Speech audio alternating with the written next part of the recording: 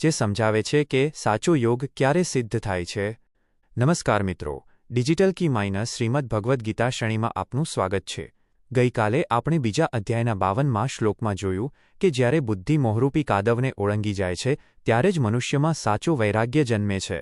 આજે આપણે જોઈશું અધ્યાય 2 શ્લોક 53, જેમાં ભગવાન શ્રીકૃષ્ણ સમજાવે છે કે અનેક પ્રકારના શાસ્ત્રો સાંભળ્યા પછી પણ જ્યારે બુદ્ધિ પરમાત્મામાં અચળ થઈ જાય ત્યારે જ યોગની પ્રાપ્તિ થાય છે। 1. સંપૂર્ણ સંસ્કૃત શ્લોક। શ્રુતિવિપ્રતિપન્ના તે યદા સ્થાસ્યતિ નિશ્ચલા સમાધાવચલા બુદ્ધિસ્તદા યોગમ વાપ્સ્યસી 53। 2. સરળ ગુજરાતી અર્થ। શ્રી ભગવાન બોલ્યા, ભિન્ન ભિન્ન પ્રકારના શાસ્ત્રો, શ્રુતિઓ સાંભળવાથી વિચલિત થયેલી તારી બુદ્ધિ જ્યારે પરમાત્માના સ્વરૂપમાં સ્થિર અને અચળ થઈ જશે ત્યારે તું યોગને, પરમાત્મા સાથેનો સાચો મેળાપ પ્રાપ્ત કરીશ। 3 અને 4 પ્રશ્નો અને તેના ઉત્તરો। 1. બુદ્ધિ શાનાથી વિચલિત થાય છે? જવાબ: શ્રુતિવિપ્રતિપન્ના, અનેક પ્રકારના પરસ્પર વિરોધી શાસ્ત્રો અથવા લૌકિક વાતો સાંભળવાથી। 2. યોગ ક્યારે પ્રાપ્ત થાય છે?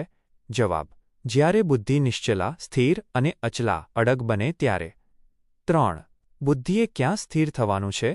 જવાબ: સમાધૌ, પરમાત્માના ધ્યાન અથવા સ્વરૂપમાં। 4. અવાપ્સ્યસી એટલે શું? જવાબ: પ્રાપ્ત કરીશ અથવા મેળવીશ। 5. શ્રુતિનો અર્થ અહીં શું છે? જવાબ: સાંભળેલી વાતો, વેદોના સકામ ભાગો અથવા લોકવાયકાઓ જે મનુષ્યને ભ્રમિત કરે છે। 6. આ શ્લોક મનની કઈ અવસ્થા સૂચવે છે? જવાબ: અચળ એકાગ્રતાની અવસ્થા। 7. શું શાસ્ત્રો વાંચવા ખરાબ છે? જવાબ: ના, પણ જો તે તમને મૂંઝવણમાં નાખે તો તે હજુ પરિપક્વ જ્ઞાન નથી। 8. નિશ્ચલા અને અચલા વચ્ચે શું તફાવત છે? જવાબ: નિશ્ચલા એટલે બાહ્ય વિષયોથી દૂર રહેવું અને અચલા એટલે અંદરથી ક્યારેય ન ડગવું। 9. યોગનો સાચો અર્થ આ શ્લોક મુજબ શું છે? જવાબ: બુદ્ધિનું પરમાત્મામાં એકાકાર થવું। 10. આ શ્લોક કયા અધ્યાયનો છે? જવાબ: બીજા અધ્યાયનો 53મો શ્લોક। 5. જીવનનો ઉદ્દેશ। 1. માહિતીના ભારથી મુક્તિ, ફિલ્ટરિંગ નોલેજ। આજના સમયમાં આપણી પાસે માહિતી, ઇન્ફોર્મેશનનો ભંડાર છે, પણ શાંતિ નથી। અનેક લોકોની અનેક વાતો સાંભળીને આપણી બુદ્ધિ વિચલિત થઈ જાય છે। જીવનનો ઉદ્દેશ એ છે કે આપણે માત્ર સાંભળવા ખાતર ન સાંભળીએ, પણ જે સત્ય છે તેને પકડી રાખીએ। જ્યારે આપણે બિનજરૂરી વિચારો અને વિવાદોમાંથી બુદ્ધિને હટાવીએ છીએ ત્યારે જ તે પરમાત્મા તરફ ગતિ કરી શકે છે। 2. સ્થિર બુદ્ધિ અને એકાગ્રતા, power of a steady mind. સફળતા અને શાંતિ માટે બુદ્ધિનું અચળ હોવું ખૂબ જરૂરી છે। જો આપણી બુદ્ધિ પરિસ્થિતિ મુજબ બદલાયા કરે તો આપણે ક્યારેય કોઈ ધ્યેય પ્રાપ્ત કરી શકીશું નહીં। જીવનનો ઉદ્દેશ એ હોવો જોઈએ કે આપણે આપણી બુદ્ધિને પરમાત્માના પ્રેમ અને સત્યમાં એટલી મજબૂત કરીએ કે દુનિયાનું કોઈપણ વાવાઝોડું આપણને હલાવી ન શકે। આ અચળ સ્થિતિ જ આપણને મુક્તિ અપાવે છે।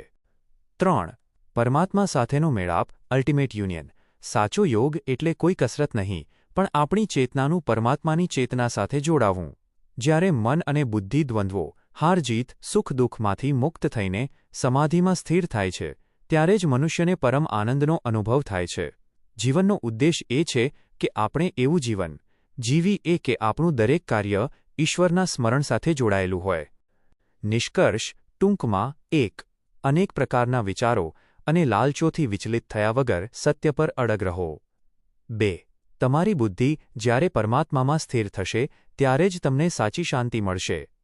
3. જ્ઞાનનો હેતુ મનને ભ્રમિત કરવાનો નહીં, પણ તેને સ્થિર અને એકાગ્ર કરવાનો છે। મિત્રો, આજે આપણે જોયું કે સ્થિર બુદ્ધિ જ યોગનું દ્વાર છે। આ સાંભળીને અર્જુનના મનમાં એક જિજ્ઞાસા જાગે છે કે આવી સ્થિર બુદ્ધિવાળો માણસ સ્થિતપ્રજ્ઞ કેવો હોય, તે કેવી રીતે બોલે, કેવી રીતે બેસે અને કેવી રીતે ચાલે। આવતીકાલે આપણે ગીતાનો અત્યંત મહત્વનો પ્રશ્ન અને શ્લોક 54 જોઈશું। ડિજિટલ કી સાથે જોડાયેલા રહો। આવતીકાલે ફરી મળીશું રાત્રે 8 વાગ્યે। જય શ્રી કૃષ્ણ।